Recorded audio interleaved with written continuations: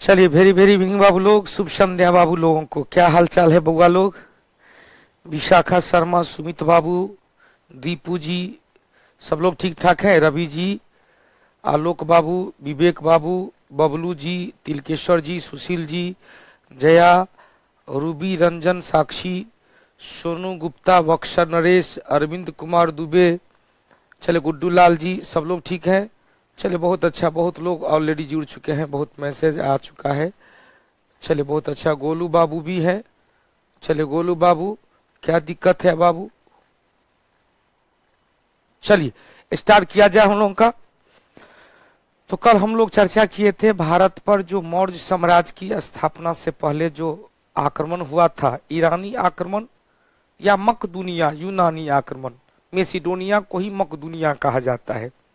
516 ईस्वी में डेरियस प्रथम, जिसे दायबाहु प्रथम या दारा प्रथम भी कहा गया, जो हकमनी वंश के तीसरे शासक थे और बताए थे दायबाहु तृतीय को पराजित किया था सिकंदर। सिकंदर का पहला आक्रमण तक्षशिला के खिलाफ हुआ, आम्भी को पराजित किया। दूसरा आक्रमण हुआ था पौरव के खिलाफ हुआ, राजा थे पोरस, वो भी झेलम नदी वितस्ता नदी के किनारे युद्ध हुआ, उसमें भी पोरस की हार हुई। संधि समझौता हुआ, रेक्सोना ने कलाई पर राखी बांधी। अब देखो वहां पर चले तो तीसरा पाटल का युद्ध अंतिम युद्ध था। अब क्वेश्चन पूछेगा, सिकंदर की मृत्यु 323 ईस्वी पूर्व में बेबीलोन में हो गई। सिकंदर एवं इसका घोड़ा बुके फराल को सैनिकों के द्वारा वहीं पर दफनाकर वापस चला गया। अब चलते हैं मौर्य साम्राज्य की स्थापना। चुपचाप सुनिएगा, वीडियो देर से चल रहा था। नहीं बाबू, वीडियो तो ठीक ठाक चल रहा था, बहुत अच्छा लोग चल रहा है। गोलू बाबू, मेरे टेस्ट सीरीज का पेमेंट कर दिया हुआ है पर ऐड नहीं किया गया है। क्यों बाबू? ऐसी बात नहीं है, आप बात कर लेंगे, आप बात कर लेंगे। फारस कहाँ है? फारस ईरान को कहा गया। ईरान की खाड़ी को पर्शियन की खाड़ी कहा जाता है। रणबीर बाबू, ईरान को कहा गया फारस। फारस किसे कहते? ईरान। आप गौर करके देखेंगे, फारस की खाड़ी अभी भी है। अभी भी क्या है? फारस की खाड़ी। बताते खैबर दर्रा, हिंदू कुश पर्वत, ये सारा कुछ अभी भी हिंदू कुश पर्वत है। हिंदू कुश पर्वत पाकिस्तान अफगानिस्तान के बॉर्डर पे है, खैबर दर्रा भी वही है। ध्यान से देखिएगा तो क्लियर हो जाएगा। यही है फारस की खाड़ी, इसे कहते पर्शियन गल्फ। देख रहे पर्शियन गल्फ है, फारस की खाड़ी है। फारस की खाड़ी क्लियर हो गया? या क्या फारस की खाड़ी है? अब फारस की खाड़ी से पहले यह क्या है? ईरान इराक है। यहाँ पर इराक है, यह क्या है? ईरान है। तो ईरान और फारस की खाड़ी। हिंदू कुश पर्वत तो यहीं पर होगा, पाकिस्तान एवं अफगानिस्तान के सीमा पर। पाकिस्तान एवं अफगानिस्तान के सीमा पर हिंदू कुश पर्वत लिखा हुआ है। हिंदू कुश पर्वत, ये पूरा का पूरा एरिया हिंदू कुश पर्वत का रेंज है। हिंदू कुश पर्वत में ही एक दर्रा था, कौन सा? खैबर दर्रा। हिंदू कुश पर्वत में कौन सा दर्रा? खैबर दर्रा। और खैबर दर्रा से ही होकर आया था। हो गया? इतना क्लियर हो गया? अब देखो यहाँ पर खैबर लिखा हुआ भी, खैबर पख्तूनिया जो बलूचिस्तान का क्षेत्र है, खैबर पख्तूनिया यहाँ पर लिखा हुआ। हिंदू कुश पर्वत में खैबर पख्तूनिया का क्षेत्र। अब खैबर दर्रा पास है, यहाँ पर देखो एक नदी चल रही है। यह कौन सी नदी है? तो सिंधु नदी है। कौन सी नदी है? सिंधु नदी है। यहाँ पर देख रहे हैं सिंधु नदी भारतीय भूभाग से क्रॉस करती हुई कहां से निकलती है? तो मानसरोवर झील से निकलती है और लद्दाख और जास्कर के बीच निकलती हुई सिंधु नदी निकलती है। ये खैबर दर्रा हो गया क्लियर। एलिफेंटा दर्रा कहाँ है? एलिफेंटा दर्रा, ध्यान से सुनिएगा, एलिफेंटा दर्रा श्रीलंका में है। एलिफेंटा दर्रा श्रीलंका में। आगे बढ़ते हैं। अब देखो यहाँ पर हम आप लोग को दिखा देते हैं कि खैबर दर्रा यदि होगा तो देख लेंगे।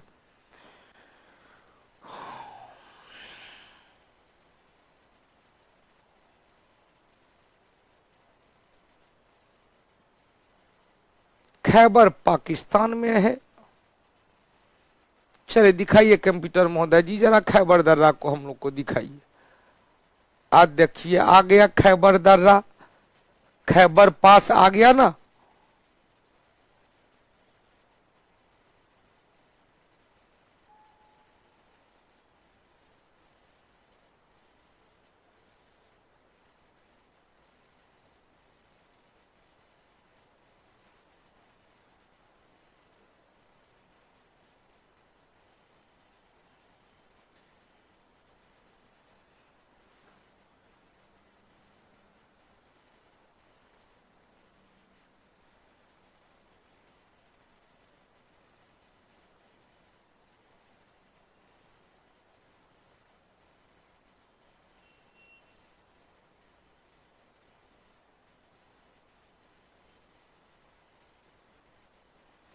ये खैबर दर्रा हिंदू कुश पर्वत में, खैबर दर्रा कहाँ है?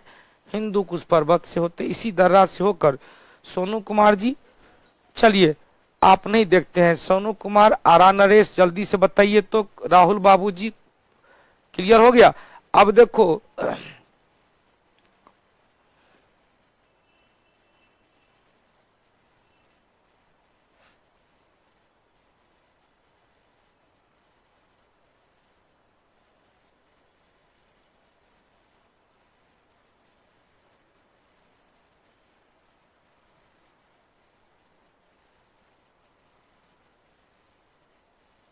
चले बाबू ने कहा एलिफेंटा दर्रा दिखा दीजिए, तो एलिफेंटा दर्रा श्रीलंका में है। एलिफेंटा दर्रा कहाँ है बाबू? श्रीलंका में। अब आ गया एलिफेंटा दर्रा, हम लोग बैठले बैठले एलिफेंटा दर्रा में आ गए। एलिफेंटा दर्रा राकेश कुमार जी क्वेश्चन पूछा था एलिफेंटा दर्रा, एलिफेंटा दर्रा आ गए हैं, कहाँ है बाबू? श्रीलंका में। एलिफेंटा दर्रा कहाँ है? श्रीलंका में, लिखा हुआ एलिफेंटा पास श्रीलंका में। हो गया, एलिफेंटा दर्रा कहाँ है? श्रीलंका में। क्लियर हो गया, तो आगे बढ़े। एलिफेंटा दर्रा, हाँ एलिफेंटा गुफा है महाराष्ट्र में, एलिफेंटा की गुफा है महाराष्ट्र में। एलिफेंटा दर्रा है कहां पर? श्रीलंका में।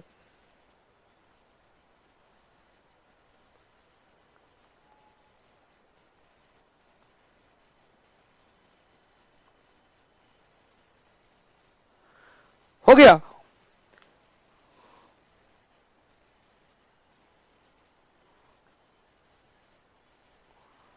आगे बढ़ा जाए।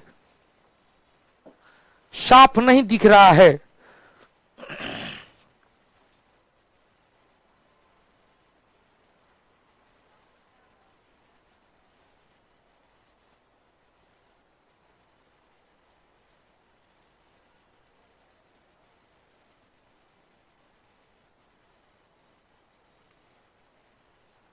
अब दिखा साफ, अब दिख गया साफ। यही एलिफेंटा दर्रा से होकर सड़क जाती है, देख रहा है। यह श्रीलंका में हम लोग बैठले बैठले श्रीलंका की सैर करने लगे, श्रीलंका की सैर करने लगे बैठल बैठल। ये देखो, इसे कहते हैं इंटरनेट, इसे कहते हैं कमाल कौटिल्य जीएस का। कौटिल्य जीएस का कमाल देखो कि हम लोग बैठे बैठे कहाँ चले गए? श्रीलंका। बेबी बैठे बैठे कहाँ चल गए? श्रीलंका। और श्रीलंका में देखो सभ्यता और संस्कृति में अंतर क्या है? संस्कृति क्या है? तो एक छोटा सा सभ्यता का हिस्सा है, संस्कृति क्या है? सभ्यता का हिस्सा है। ध्यान सुनिएगा, संस्कृति सभ्यता का हिस्सा है। सभ्यता को बदलने के लिए बड़ा सा फंडा होना चाहिए, बड़ी लंबी काल तक चलता है। जबकि संस्कृति उसका एक एक टॉपिक है, संस्कृति एक टॉपिक है, संस्कृति एक परिवर्तनशील होता है, जबकि सभ्यता अपरिवर्तनशील होता है। सभ्यता को परिवर्तन करने में बहुत ही लंबा टाइम मिल जाता है। हो गया, चलो पॉइंट पेड्रो के पास है, बहुत अच्छी बात है। अब आते हैं, अब चलो, हमने कहा आज का टॉपिक है मौर्य साम्राज्य। मौर्य साम्राज्य, ध्यान से सुनिएगा। हमने कहा था आग का प्रयोग कब किया गया? देख भैया, बकलोल है, आग का खोज हुआ पूरा पाषाण काल में, आग का प्रयोग नव पाषाण काल में, आग का प्रयोग नव पाषाण काल में। तो कई एगो टॉपिक हम लोग का हो गया है। अब चुपचाप सुनिएगा, हमने कहा नंद वंश के अंतिम शासक धनानंद, नंद वंश का शासन काल बताए थे 344 से 322 ईस्वी पूर्व तक, 344 ईस्वी पूर्व से 322 ईस्वी पूर्व तक नंद वंश दुइयों को शासक महापदम नंद और धनानंद। महापदम नंद ने एक राट सर्व छत्रांतक की उपाधि धारण किया था, जिसका अर्थ होता है शत्रुओं का नाश, क्षत्रियों का नाश करने वाला। और धनानंद को यूनानी इतिहासकार ने एग्रेमीज कहा था। क्या कहा था? एग्रेमीज कहा था। धनानंद के दरबार में सलाहकार के पद पर था चाणक्य, जिन्हें ही विष्णुगुप्त उर्फ कौटिल्य कहा जाता है। चाणक्य को उन्होंने कारागार में डलवा दिया, कारागार में डलवा दिया। चाणक्य ने वहीं से कसम खाई कि जब तक मैं इस धनानंद का नाश नहीं करूंगा तब तक अपने शिखा में चोटी नहीं बांधूंगा, अपने शिखा में चोटी नहीं बांधूंगा। अब देखो बाबू, ध्यान से सुनिएगा। अब खैबर दर्रा कहां है? पाकिस्तान अफगानिस्तान के सीमा पर। खैबर दर्रा कहां है? पाकिस्तान अफगानिस्तान की सीमा पर। हो गया क्लियर? खुश? आगे बढ़ते हैं। तो वहां से वह किसी तरह से धनानंद के कैद से भाग निकला और जाते जाते बेस बदलकर जाते जाते एगो गांव पहुंचा। शाम का समय हो गया था। शाम का, आयुष बाबू, शाम का समय हो गया था। तो ध्यान से सुनिएगा। शाम के समय में गांव सब में अभी भी बच्चा सब शाम के समय में खेल खेलते रहता है। चोरा नुकी का खेल या धप्पा वाला। हालांकि अब यह सब खत्म हो गया है। बचपन तो सब खत्म हो गया, क्योंकि अब जब से मोबाइल इंटरनेट का जमाना आया है तब से बचपन, सच में बचपन समाप्त हो गया। लोगों का जीवन के शैली को बदल दिया गया। नहीं तो हम लोग को याद है बचपन में बाबूजी से खूब मार खाते थे, पिताजी से खूब मार खाते थे। क्यों? स्कूल से आते थे, अब बस्ता रख कर खाना खाते थे, बस्ता रख कर क्रिकेट खेलने चल जाते थे, कबड्डी खेलने चल जाते थे। बहुत अच्छी बात है। उधर से खेल के आए तो बाबूजी का डांट पड़ा, बाबूजी का पिटाई लगा। रात के समय क्या होता था? सब लोग खाना पीना खा के सो जाते थे और चांदनी रात रहती थी। एकदम टोला मोहल्ला का बच्चे सब प्लान बनाते थे कि बाबूजी लोग सो जाएंगे तो छत पर सोते थे। सब लोग एक एक छत पर प्लान बना के सोते थे। एकदम रात में घर के बगल में तालाब रहता है, तालाब है। रात में कबड्डी खेलते थे, चिक्का गुड़ी खेलते थे। चिक्का गुड़ी कभी खेला है? नहीं खेला होगा। उस सब आप कहां से? गुल्ली गुल्लेती खेला है? गुल्ली धप्पा खेला है? नहीं खेला होगा। क्यों? तू सब तो मोबाइल का जमाना है, 4G का जमाना में है। हाँ, अब तो पब आ गया। ठीक है बोला दिलीप जी, अब तो पब आ गया। ए देखो तो लूडो उसके बाद हुआ। लूडो तो उसके बाद हुआ। पहले 5 गो 6 गो 7 गो खपरा का टुकड़ी का ऊपर बैठा के उसके बाद बॉल लेके उसको ठोकना होता था। उसको ठोक के भाग गए। अब गिरना है, जब तक गिरना है इतना कस के वो गिर गया और उसको उठा के लाना है, फिर धप्पा मारना है, गधा गधी खेलना है। तो बड़ी सुंदर सुंदर वो जीवन का कुछ और ही आनंद था। आजकल में तो कहा। यही कारण है कि पहले के लोग ज्यादा सोचते थे, ज्यादा स्वस्थ रहते थे, क्योंकि फिजिकल वर्क खूब होता रहता था। कबड्डी में फिजिकल वर्क हो रहा है, क्रिकेट खेलने में फिजिकल वर्क हो रहा है, कुश्ती वाला फिजिकल वर्क हो रहा है, चिक्का वाला में दोनों पैर में हाथ फंसा के कूदना पड़ता था, दौड़ना पड़ता था, एकदम पकड़ा पकड़ी होता था, छोड़ाने वाला। उसमें मिट्टी में देर लौट रहा है। उसी में चोर राजा वाला सिपाही बना हुआ। एगो बन गया राजा, 4 गो बन गया सिपाही, ये 2 गो बन गया क्या चीज बाबू? तो चोर बन गया। अब देखो बाबू, हाँ पिट्टी, हाँ भैया सुनो ना पहले, अब आ जाइए, अब आ जाए। तो चाणक्य जा रहे थे रास्ते में, चाणक्य जा रहे थे। अब जा रहे थे तो रास्ते में शाम का समय देखिएगा, अभी भी ये सब सच्चाई होता है। हालांकि हमने पहले कहा अब लोगों के पास समय नहीं है। समय है तो लोग मोबाइल में वीडियो देखते हैं, चैट करते हैं और कौटिल्य जीएस का वीडियो देखते हैं। तो शाम के समय में बच्चा सब, टोला मोहल्ला का बच्चा सब एकत्रित होकर खेल रहा था। बड़े बुजुर्ग किनारे से क्या कर रहे थे भाई? देख रहे थे। जिसका कोई काम नहीं है, आपको किसी को थर्ड एम्पायर नहीं बनाया गया है, लेकिन क्रिकेट खेल रहा है बच्चा सब, तो 4 गो 5 गो बड़े बुजुर्ग इंजॉय कर रहा है। जा रहा था, देख रहा है कि देखते हैं खेल। अभियो देख, पटना में मोइनुल का स्टेडियम में शाम के समय बच्चा सब क्रिकेट खेलते रहता है, तो दीवार के किनारे पर, चार दीवारी के बगल में लोग सब देखते रहता है। यदि कोई गलत तरीके से आउट दे दिया तो कहते हैं नहीं, गलत है, ई गलत है। मतलब आपको तीसरा अंपायर बनने के लिए प्रेरित खुद ब खुद हो जाते हैं। तो बस वही बात चल रही थी। गांव में चोर सिपाही वाला खेल चल रहा था। चंद्रगुप्त नामक बच्चा एगो कुर्सी पर बैठा था, राजा का रोल ले रहा था। 4 गो सिपाही का रोल ले लेता, एगो बच्चा चोरबा का रोल ले लेता, और दंड सुनाया जा रहा था। चंद्रगुप्त ने जो दंड सुनाया, बगल में चारों ओर ढेर सारा लोग देख रहा था। उसमें दर्शक दीर्घा में चाणक्य भी थे। चाणक्य ने चंद्रगुप्त के द्वारा दिए गए डिसीजन से काफी प्रभावित हुए। उन्होंने उनके माता पिता से मिलने की बात कहे कि बउआ, आपके माता पिताजी का नाम क्या है? आज भी जाइएगा तो बाबूजी का नाम बोलने में तो कोई दिक्कत नहीं, लब से दे देगा। बाबूजी का नाम क्या है? तो फल्ला बाबू।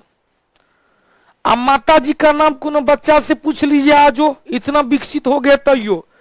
जब ये बउआ से पूछिएगा, बउआ रे तोरा माई का नाम की भेलो, तो एकदम तिरछी निगाह देखेगा, 10 को गलिया देगा 10 को।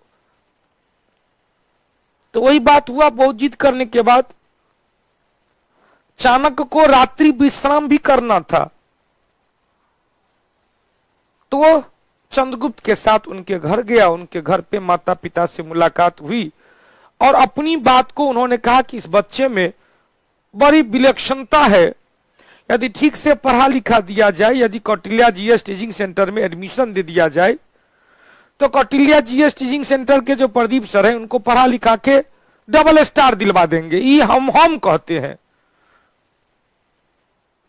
तो उनके पिता ने कहा कि नहीं, इतना पैसा कहां से आएगा? सर का बैच 551 रुपया में रहता। कहा बुद्धू है सर, तो बीच बीच में ऑफर देते रहते हैं, जैसे पॉलिटी का ऑफर 351 रुपया आज रात में खत्म हो जाएगा, तो आज जल्दी से एडमिशन करा दीजिए, 351 रुपया, 200 रुपया आपको बच जाएगा। कहा ठीक है बोले। तो ऐसा कहा जाता है कि चाणक्य ने कुछ पैसा देकर उस बच्चे को अपने साथ लेके चला गया तक्षशिला में पढ़ाया लिखाया और उस योग्य बनाया जो उनकी मकसद को पूरा कर पाते। अंत में क्या हुआ?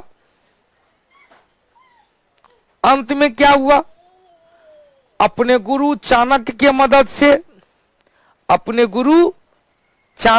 मदद से चंद्रगुप्त ने धनानंद को पराजित करते हुए नंद वंश के स्थान पर एक नया वंश मौर्य वंश की स्थापना किया। नंद वंश के स्थान पर एक नया वंश मौर्य वंश की स्थापना कर दिया। एक बार डबल स्टार का नारा दे दिया जाए, अब की बार डबल स्टार, जय कौटिल्या जय बिहार। बहुत अच्छी बात है। क्लियर हो गया? अब देखो क्वेश्चन पूछेगा। अब यहां तक कहानी हो गई, अब जरा सा कहानी के बारे में चलेंगे। क्वेश्चन पूछेगा चंद्रगुप्त मौर्य कौन थे, इनके माता पिता कौन थे? तो कहा जाता है मौर्य। कौन थे? मौर्य। हालांकि ध्यान से सुनिएगा, क्वेश्चन पूछते हैं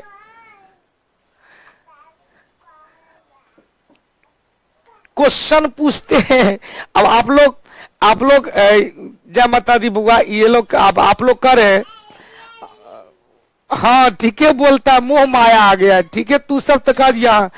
अब वो अब आ गई है, जब तक उसको हम लेंगे नहीं तब तक है। लड़की क्या है, कहा है, देखो वो हम ना बोलिए कहा है। चलो जाओ, चलो जाओ, अभी मौर्य वंश की स्थापना कर रहे, जाओ अभी। चले, गौतम गोविंदा जी ने कहा कि गुरुजी आपको गूगल का सीईओ होना चाहिए। गजब है, पढ़ाते पढ़ाते क्लास से संबंधित सूचना को प्रसारित कर देते हैं। चलिए, बहुत बहुत धन्यवाद।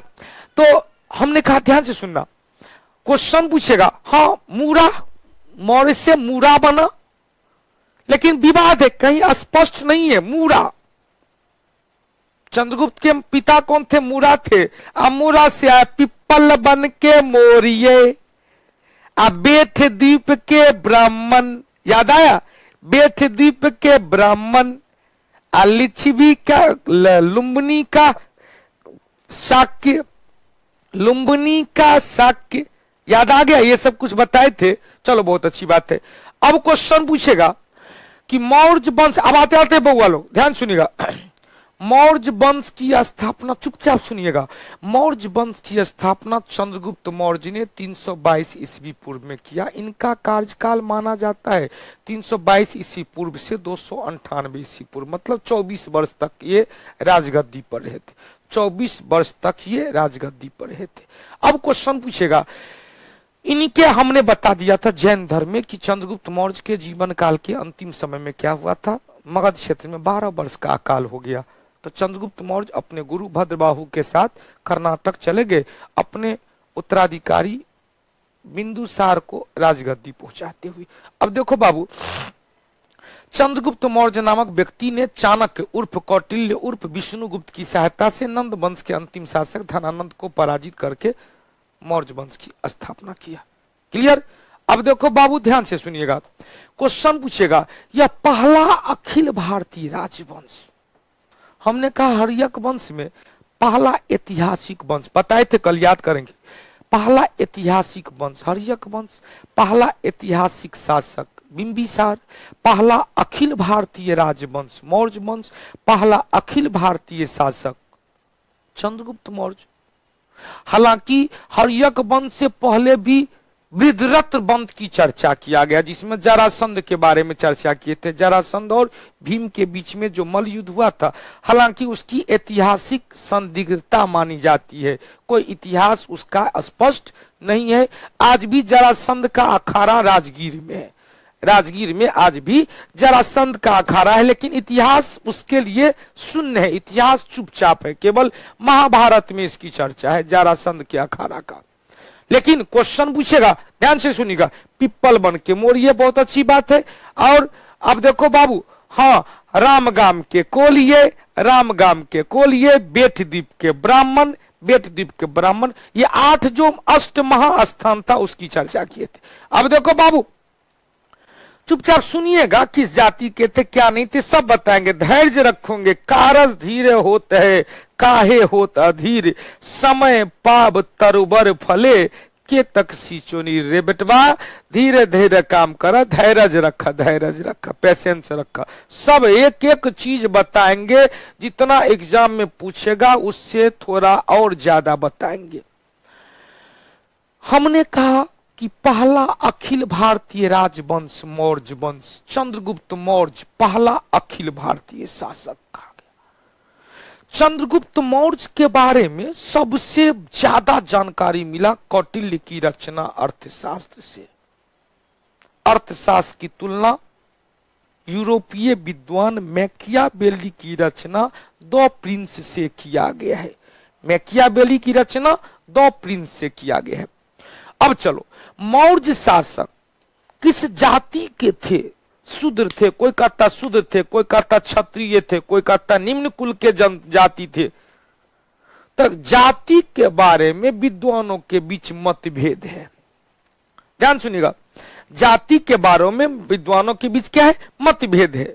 अब देखो बाबू, हाँ, पिप्पल बन के मोरिये वाला सब लिखा दिए हैं, सब लिखा हुआ है। हम लोग बौद्ध धर्म में ही चर्चा कर लिए थे। दिलीप बाबू बौद्ध धर्म में चर्चा कर लिए थे। हमने कहा चुपचाप सुनिएगा, चंद्रगुप्त मौर्य के बारे में बौद्ध धर्म और जैन धर्म में केवल दो स्रोत ऐसा है, बौद्ध धर्म और जैन धर्म से संबंधित साहित्य में क्षत्रिय बताया गया है। बौद्ध धर्म एवं जैन धर्म से संबंधित क्षत्रिय बताया गया है। अब देखो यहां पर लिखा हुआ बौद्ध साहित्य और जैन साहित्य में चंद्रगुप्त मौर्य को क्षत्रिय बताया गया है। इसके अलावा जितने भी चंद्रगुप्त मौर्य के बारे में स्रोत है, वो सभी स्रोत में कहा गया है चंद्रगुप्त मौर्य निम्न जाति से संबंधित थे, जिसका सबसे पहला व्याख्या विशाख दत्त की रचना मुद्रा राक्षस में मिलती है, जिसमें चंद्रगुप्त मौर्य के लिए वृषल शब्द का प्रयोग किया गया है। किसका? वृषल शब्द का प्रयोग किया गया, जिसका अर्थ होता है निम्न कुल में उत्पन्न संतान। निम्न कुल में उत्पन्न संतान हो गया। चलो बउआ ध्यान से सुनना, विशाख दत्त की रचना मुद्रा राक्षस में चंद्रगुप्त मौर्य के लिए वृषल शब्द का प्रयोग किया गया है, जिसका अर्थ होता है निम्न कुल या निम्न जाति में उत्पन्न संतान। अब चलो ब्राह्मण साहित्य में, तो पहले तो बता दिए दो ही ऐसा अभिलेख, दो ही ऐसा साक्ष्य है, बौद्ध साहित्य और जैन साहित्य, जिसमें चंद्रगुप्त मौर्य को क्षत्रिय कहा गया। बाकी सब में क्या कहा गया? या तो निम्न कुल का है या नहीं तो क्या है? शूद्र है। निम्न कुल का है या क्या है? शूद्र है। अब क्वेश्चन पूछेगा, ध्यान से सुनिएगा, क्वेश्चन पूछेगा कि जितने भी ब्राह्मण साहित्य हैं, ब्राह्मण साहित्य मतलब ब्राह्मण धर्म, चाहे वेद हो, पुराण हो, उपनिषद हो, वेदांग हो, इस सब में क्या है? तो चंद्रगुप्त मौर्य को शूद्र कहा गया है। चंद्रगुप्त मौर्य के लिए क्या शूद्र कहा गया? अब देखो क्षेमेंद्र की रचना, बढ़िया ये सब क्वेश्चन पूछता है बउआ। क्षेमेंद्र की रचना बिरहद कथा मंजरी, क्षेमेंद्र की रचना बिरहद कथा मंजरी में भी चंद्रगुप्त मौर्य को शूद्र कहा है। तो शूद्र ब्राह्मण साहित्य में शूद्र, क्षेमेंद्र की रचना बिरहद संहिता में शूद्र, विशाख दत्त की रचना मुद्रा राक्षस में वृषल, जिसका अर्थ होता है निम्न जाति निम्न कुल में उत्पन्न संतान। केवल बौद्ध साहित्य और जैन साहित्य में क्षत्रिय कहा गया। क्लियर? चलो बउआ अब देखो राणा रणधीर बाबू, चुपचाप पहले सुनिएगा, तक्षशिला कौन महाजनपद में पड़ता है था? गुरु जी बउआ है देख, गंधार की राजधानी तक्षशिला था। पाकिस्तान में तो दुइये गो था, गंधार की राजधानी तक्षशिला और कम्बोज की राजधानी हाटक। इसका मतलब पिछला चीज सबको रिवीजन नहीं होता है, तो फिर भैया इतने हिस्ट्री हो जाएगा कि हिस्ट्री हो गई बेवफा, रात पर हो दिन सफा वाली बात। रिवीजन करना जरूरी है। शनिवार रविवार को क्लास नहीं होगी तो रिवीजन कर लीजिएगा। छोटा छोटा टॉपिक अभी निकला है, बीच बीच में रिवीजन करते रहिएगा तो हीमोग्लोबिन बन जाएगा, नहीं तो फिर दिक्कत हो जाएगा।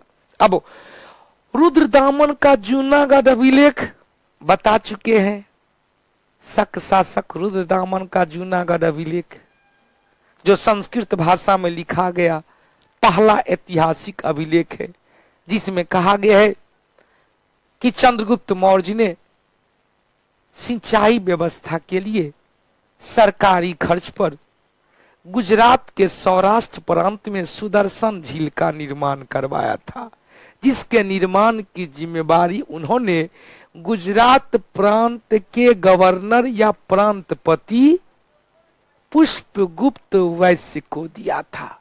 क्लियर? आज इसका पुनर्निर्माण स्कंद गुप्त ने भी करवाया था। क्लियर है? चलो बहुआ बहुत अच्छी बात है। अब देखो ध्यान से सुनिएगा, क्वेश्चन पूछेगा रुद्रदामन का जूनागढ़ अभिलेख चंद्रगुप्त मौर्य के बारे में पहला लिखित साक्ष्य मिलता है, जिसमें क्या कहा क्या बाबू कि जिसमें कहा गया है कि चंद्रगुप्त मौर्य ने गुजरात के सौराष्ट्र प्रांत में सिंचाई व्यवस्था के लिए सरकारी खर्च पर सुदर्शन झील का निर्माण करवाया, जिसके निर्माण की जिम्मेवारी सब लिखा हुआ है गुजरात प्रांत के गवर्नर पुष्पगुप्त वैश्य को दिया गया। हो गया? अब देखो रुद्रदामन का जूनागढ़ अभिलेख संस्कृत भाषा में लिखा गया पहला अभिलेखीय साक्ष्य, सब बता दिए।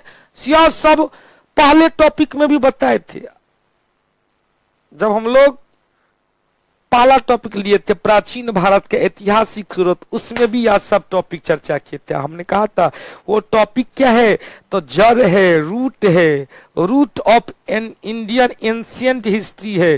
जिनको रूट पर पकड़ पन गई तो डाली पत्ती फूल फल तो अपने आप लगना तय है। हो गया, चलो बहुत अच्छा। अब देखो मौर्य शासक अशोक। अब अशोक में कल क्वेश्चन बताए थे, अशोक को अभिलेख लिखने की प्रेरणा ईरान के हकमनी शासक डेरियस प्रथम, दायबाहु प्रथम या दारा प्रथम से हुआ। ईरानी का ही प्रभाव था कि भारत में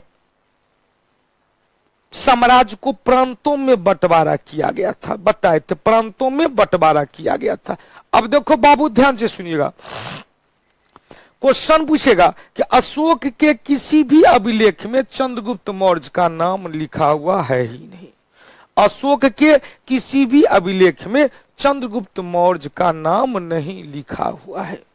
अब देखो क्वेश्चन पूछेगा, यह जो जूनागढ़ अभिलेख है यह गुजरात के सौराष्ट्र प्रांत में है, और सौराष्ट्र प्रांत में एगो पर्वत है गिरनार पर्वत, एगो पर्वत है गिरनार पर्वत। इसी गिरनार पर्वत से यह अभिलेख मिला है, जूनागढ़ अभिलेख गिरनार पर्वत से मिला है। अतः कभी कभी जूनागढ़ अभिलेख को गिरनार अभिलेख भी कहा जाता है, जूनागढ़ अभिलेख को गिरनार अभिलेख के नाम से भी जाना जाता है।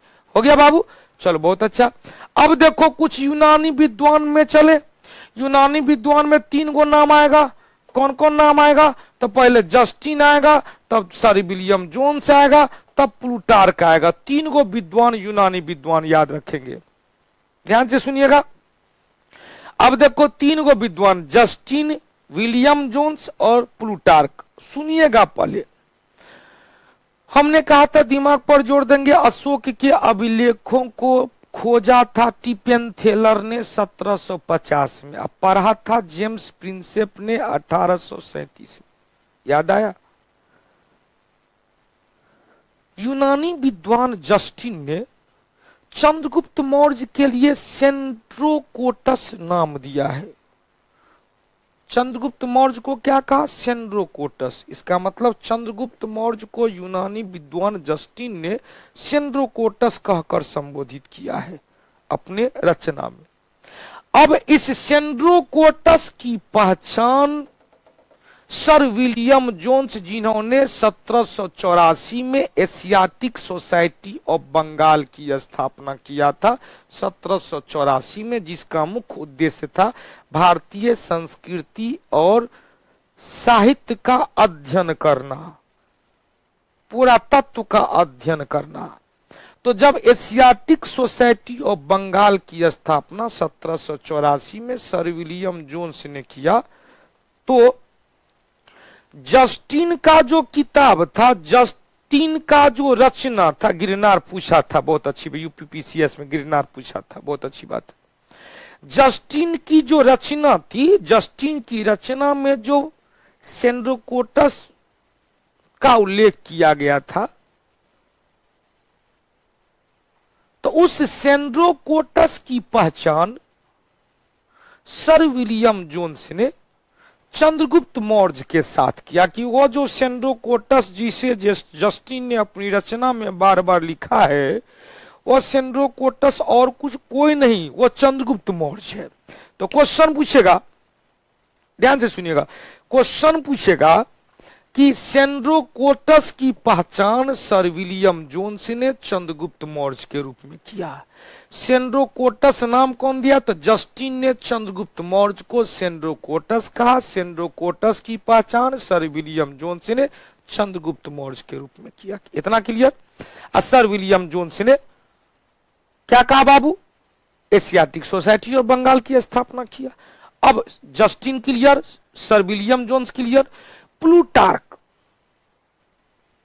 जो यूरोपीय विद्वान था, यूनानी विद्वान था, प्लूटार्क ने चंद्रगुप्त मौर्य के लिए एंड्रोकोटस शब्द का प्रयोग किया। सेंड्रो नहीं, एंड्रोकोटस शब्द का प्रयोग प्लूटार्क ने किया।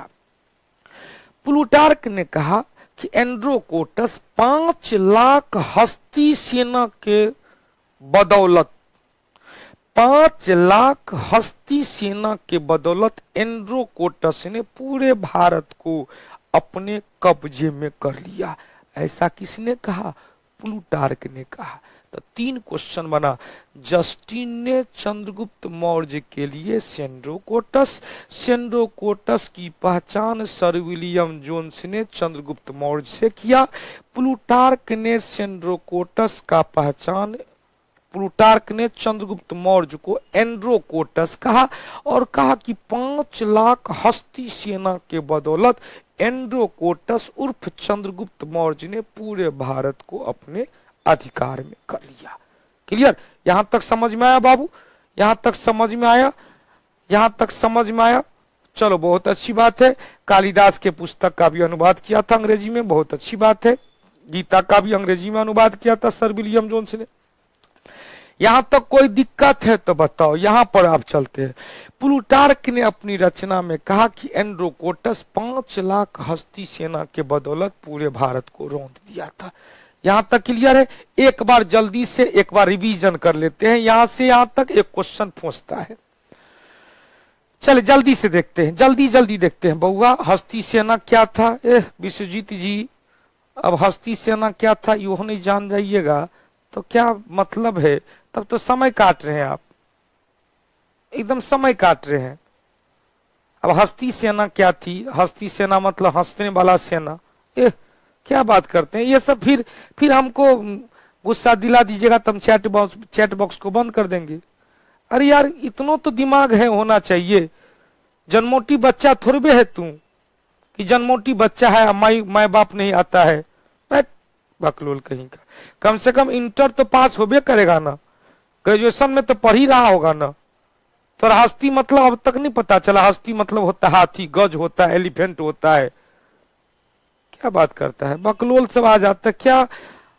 कभी कभी लगता है कि कौन कौन लड़का पैसा दे के पढ़ रहा है, ऐसा सबको रिजल्ट कैसे मिलेगा?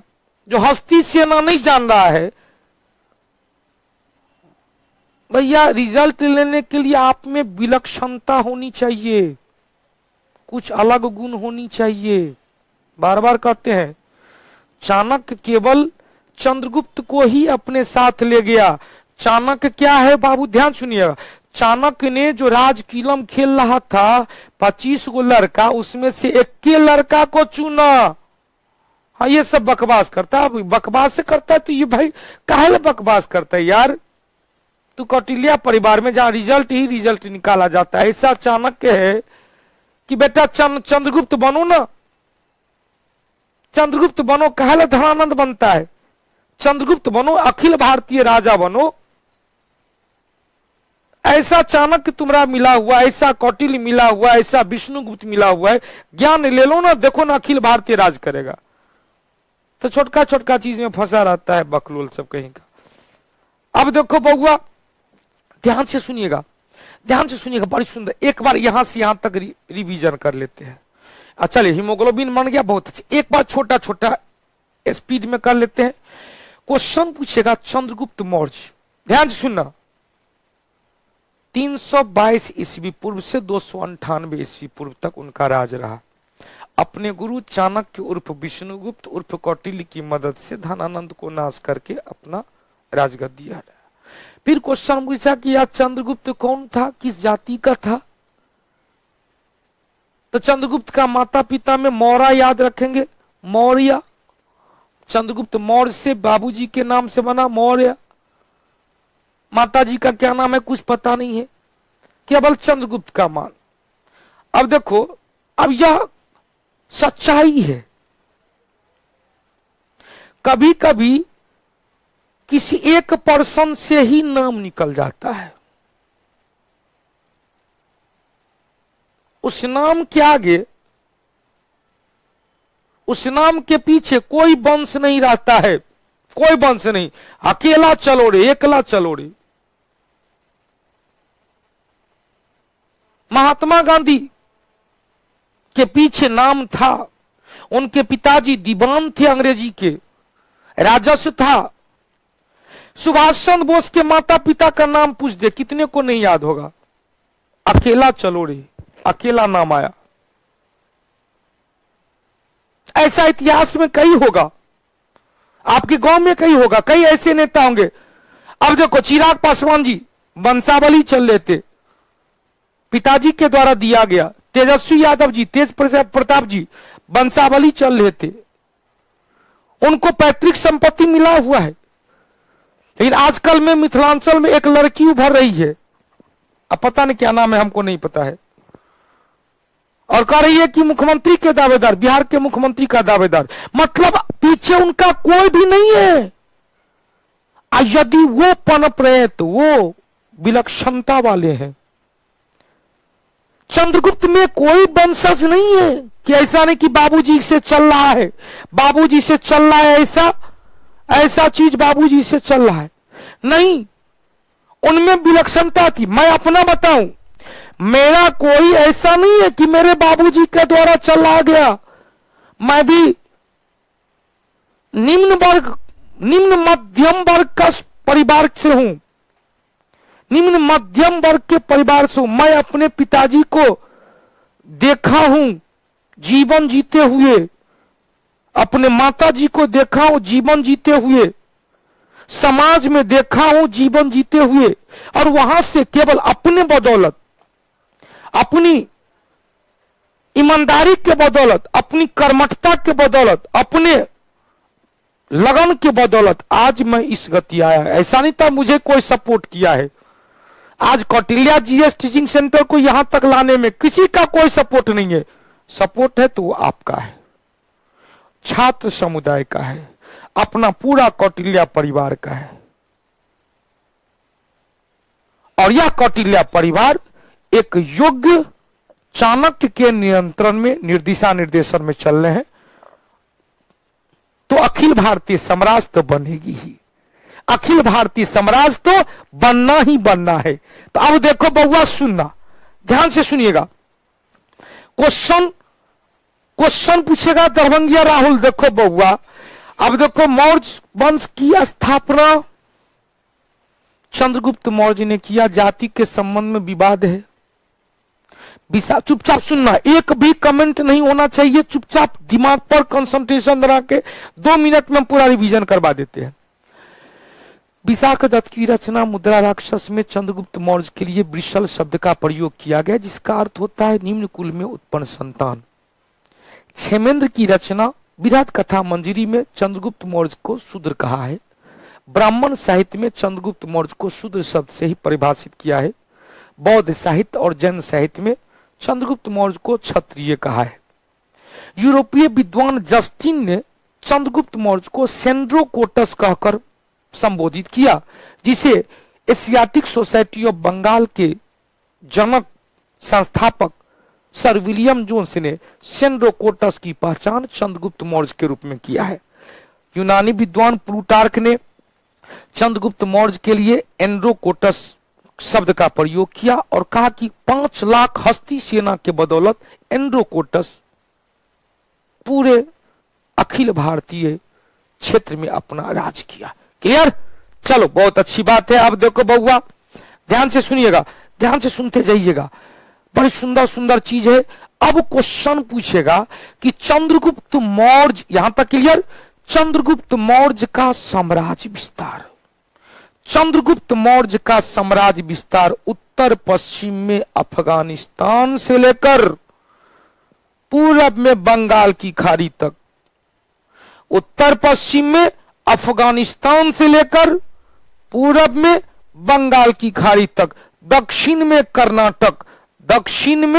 कर्नाटक तक था। इसका मतलब उत्तर पश्चिम में अफगानिस्तान, दक्षिण में कर्नाटक, पूरब में बंगाल की खाड़ी, बंगाल तक था। अब देखो क्वेश्चन पूछेगा, पश्चिम बंगाल की खाड़ी पूरा पश्चिम में गुजरात तक था। पश्चिम में कहां तक बाबू? गुजरात तक। तो पूरा का पूरा उत्तर क्लियर हो गया। एक बार जल्दी से इसकी चौहद्दी देख लिया जाए। या पूरब या पश्चिम, या दक्षिण और यह उत्तर पश्चिम में अफगानिस्तान से लेकर पूरब में बंगाल, पश्चिम में गुजरात, दक्षिण में कर्नाटक, इतना जगह फैला हुआ था चंद्रगुप्त मौर्य का सम्राट। हो गया, चंद्रगुप्त मौर्य का सम्राट इतने जगह फैला हुआ था। अब देखो बाबुआ ध्यान से सुनना, चंद्रगुप्त मौर्य के शासन काल में, यहां तक क्लियर, चंद्रगुप्त मौर्य के शासन काल में यूनानी आक्रमणकारी सेल्यूकस आया। देख रहे भैया बउआ, सुनना हमारी बात, चुपचाप सुनना। 305 ईस्वी पूर्व में, चूंकि शासन था 298 ईस्वी पूर्व तक, 322 से 298 ईस्वी पूर्व तक, 305 ईस्वी पूर्व में यूनानी आक्रमणकारी फिर खैबर दर्रे पार करता हुआ आ गया मगध क्षेत्र पर आक्रमण करने। चंद्रगुप्त मौर्य शासक था। चंद्रगुप्त मौर्य अपने मजबूत हस्ती सेना के बदौलत सेल्यूकस को कर दिया पराजित। लेकिन चंद्रगुप्त मौर्य चूंकि गुरुजी ऐसा थे, शिक्षा दिए थे कि बउआ अपने शत्रु को भी सम्मान देना, ऐसा तिरस्कार नहीं करना, सम्मान देना। तो उनमें चंद्रगुप्त मौर्य में गुरुजी के द्वारा संस्कार दिया गया था। उसी संस्कार के बदौलत उन्होंने सेल्यूकस को पराजित करने के बावजूद भी दोनों के बीच समझौता हो गया।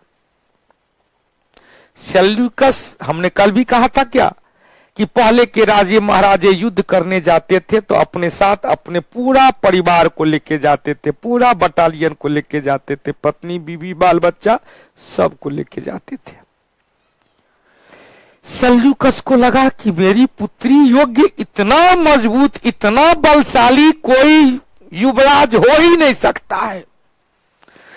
तुरंत अपनी बेटी हेलन को बुलाए, हेलन या हेलना का हाथ चंद्रगुप्त मौर्य के हाथों में दे दिया। देख मन तो तोरो से गदगदा गया होगा, ये देख युद्ध भी जीता, अब ब्याह हो गया तो तोरो हो जाएगा, परीक्षा पास करेगा, अब ब्याह हो जाएगा। बहुत अच्छी बात है। अब देखो क्वेश्चन पूछेगा, ध्यान से सुनिएगा। हेलेना का ब्याह हो गया चंद्रगुप्त मौर्य के साथ, और दहेज के रूप में सेल्यूकस ने अपने अधिकार वाले 4 गो राज्य को दे दिया चंद्रगुप्त मौर्य को।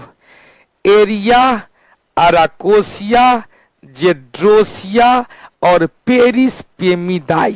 सुनिएगा, एरिया, अराकोसिया, जेड्रोसिया और पेरिस पेमिदाई।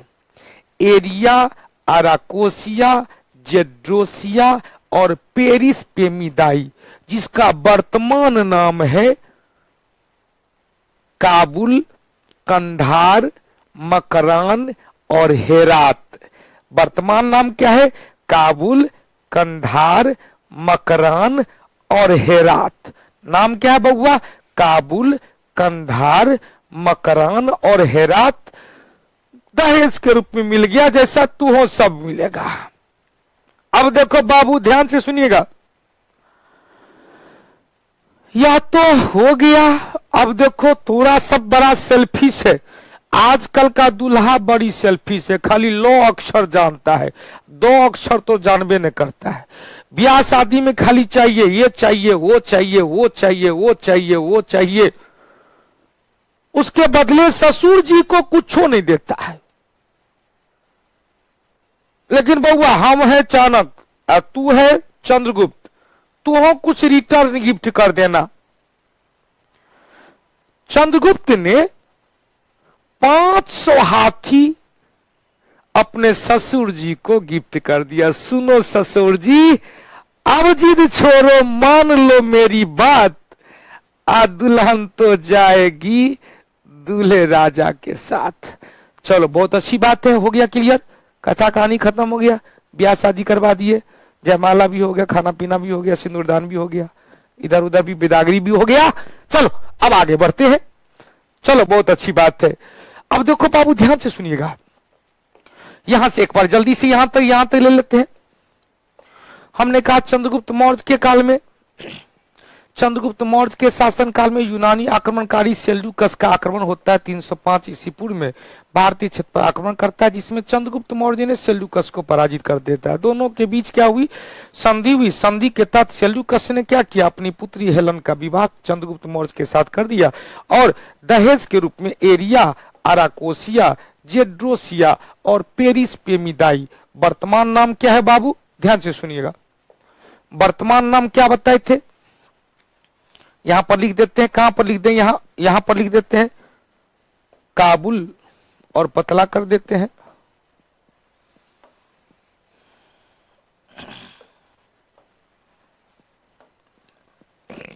वर्तमान नाम क्या है, काबुल, कंधार, हेरात और मकरान। काबुल, कंधार, हेरात, मकरान, काबुल, कंधार, हेरात, मकरान, काबुल, कंधार, हेरात, मकरान। हो गया काबुल, करधान, हो गया काबुल, कंधार, हेरात, मकरान।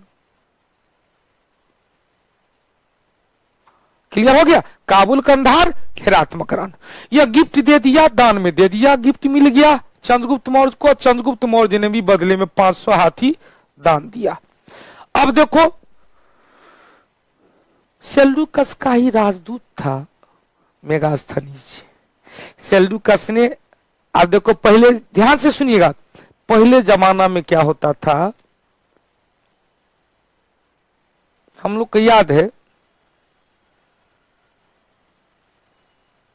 सुनिएगा वास्तविकता है और उसी तरह वही वास्तविकता इस पे अपने आप क्लियर हो जाएगा। पहले जमाना में, आज से 30 साल 35 साल 40 साल, बाबूजी सबसे पूछिएगा, माताजी सबसे पूछिएगा, शादी विवाह होता था तो पहले मोबाइल का था नहीं, पहले लड़का लड़की से मुलाकात नहीं होती थी, लड़की को लड़के के परिवार के बारे में ज्यादा जानकारी नहीं रहती थी, लड़के को लड़की के परिवार के बारे में ज्यादा जानकारी नहीं रहती थी, क्योंकि शादी विवाह माता पिता के द्वारा फिक्स किया जाता था। लड़का को ज्यादा से ज्यादा पासपोर्ट साइज का फोटो देखने को मिलता था, लड़की को तो वो नहीं, लड़की खुद शर्मे से नहीं देख के कि क्या कहेगा, कहीं देख लेगा, कहीं भाभी ताभी से फोटो और मिल गया तो एकदम दोगाठी में दुपट्टा के नीचे रख के फोटो देखते थे। कोई बात नहीं, ये सब पहले का जमाना था, बड़ी शर्म लिहाज होता था। तो शादी हो, शादी के बाद जो लड़की जब ससुराल जाएगी तो लड़की को तो किसी कोई जान ही नहीं रही है। लड़की 1 सप्ताह तक घर में रहती है, घर के बाहर नहीं निकलना है, 11 दिन तक घर से बाहर नहीं निकलना है, पहले के जमाना में होता था। अब 11 दिन तक घर में बैठना है, घूंघट की आड़ से दिलबर का दीदार अधूरा रहता है, घूंघट में रहना है, एकदम मूर्ति बन के रहना है। यदि कोई बड़े बुजुर्ग आए हैं उनको देखने के लिए तो कोई बड़े बुजुर्ग, कोई घर के लोग जाकर घूंघट उठाकर तब तक आंख बंद कीजिए, मिट्टी का मूर्ति बने रहिए और आंख बंदे में उनका चेहरा दिखाकर फिर उनको घूंघट बंद करके और उसके बाद कुछ उनको मुंह दिखाई मिल जाता था। तो उनको मन कैसे लगे, घर में कोई नहीं आ रहा है, तो घर से गांव से उनके मैके से 3-4 को बच्चा भुज्जी जाता था उनको मन लगाने के लिए। 1 सप्ताह 10 दिन तक रहा, फिर विध बाद हुआ, उसके बाद फिर वो वापस अपने मैके आ गए। ध्यान से सुनना, इससे जोड़ रहे, ऐसा नहीं कि हम थोड़ा सबको कहानी सुना रहे, क्या से क्या कहानी सुना रहे, रे भैया इतिहास है, यही तो इतिहास है, यही इतिहास है। इसी इतिहास में घुसना है, क्वेश्चन को निकाल के एग्जाम में दिखा देना है। मैं बार बार कहता हूं, मैं एक साइंस का स्टूडेंट हूं, मेरा बैकग्राउंड जूलॉजी रहा है, बायोलॉजी रहा है, जूलॉजी रहा है, मैं बीएड भी साइंस से किया हूं, वो दुर्भाग्य से एमएड नहीं कर पाया, हटो ना, क्या जरूरी है, बीएड किया, टीचर का जो गुण होता है उसके लिए डिग्री मिल ही गया, तो एमएड क्या किया। अब देखो बाबू, ये पहले का युग था, तो हेलेना का ब्याह कर दिया सिकंदर चंद्रगुप्त मौर्य से। अब चंद्रगुप्त मौर्य हेलन को लेके आया, दरबार में हो गया कि बाप रे बाप, उधर से युद्ध करने गए, उधर से एगो लेइयो को आ रहे, तो उनको मन लगे, उनको उनका समय कटे, उनके लिए सेल्यूकस ने अपना एक दूत मेगास्थनीज को साथ में भेजा कि जाइए, जब तक परिवार में मिलजुल नहीं जाते हैं तब तक आप रहिएगा। विद्वान थे, इंडिका लिखा। आजकल की महिलाएं बाप रे बाप, अरे बाप रे बउआ, तोरा सब में ही नहीं है। आजकल की महिलाएं, अब देखो महिला बटालियन क्षमा चाहते हैं, गुस्साइएगा नहीं, जो सच्चाई है वो बता रहे, समाज में हम रहते हैं, समाज की बात बता रहे हैं। अब देखो आजकल की लड़कियां, आज से 30 साल 35 साल पहले, 40 साल पहले की बात कहे, थोड़ा सा और जाइए तो शादी विवाह होता था तो लड़की को सजाया जाता था, लड़के को भी सजाया जाता था। लड़का को बाराती जाने से पहले जगह जगह घुमाया जाता था, अंगने अंगने घुमाया जाता था। हम लोग के मिथिलांचल में कहा जाता है बिलौकी मांगे जाना, चुमाना, कि जाइए बकरा हलाल होने जा रहा है, जरा से आप भी फूल अक्षत मार दीजिए, हलाल होने जा रहा है। तो लड़का शर्म लगे, शर्मावे, तो लड़का शर्मावे तो अपना कैसे कहेगा कि बाप रे बाप ब्याह करने जा रहे हैं। लड़का को हंसी आवे तो लड़का क्या करे, मुंह पर रुमाल रखे, ऐसे जाए। अरे टाइम हो गया, सुनो ना, टाइम हो गया, तो पहले चुपचाप सुनो ना। अब देखो समय बीत गया, अब ऐसा कहीं देखता है कि लड़का मुंह झाप के जाता है? लड़का तो अपने बेशरम हो गया, उधरे बेशरम तो इधर काहे ने बेशरम। पहले जयमाला स्टेज पर लड़की को ले जाने के लिए 10 गो 11 गो वृद्ध महिलाएं रहती थी, एकदम पीछे से सेफ्टी बांधते हुए, धक्का देते हुए, चलो न रे चलो न, कहीं भाग न जाए, इधर उधर डरे न भाग जाए, शर्मा के भाग न जाए, एकदम धक्का देते हुए। स्टेज पर भी चल गई, बड़ी बुजुर्ग महिलाएं खड़ी हैं एकदम पिलर के तरह कि घबराना नहीं, हम हैं, माँ है, मौसी है, दादी है, सब घबराना नहीं, बुआ सब भी है, घबराहट नहीं हुआ। और विधि विधान हुआ और फिर चल गया। आजकल सब चेंज हो गया।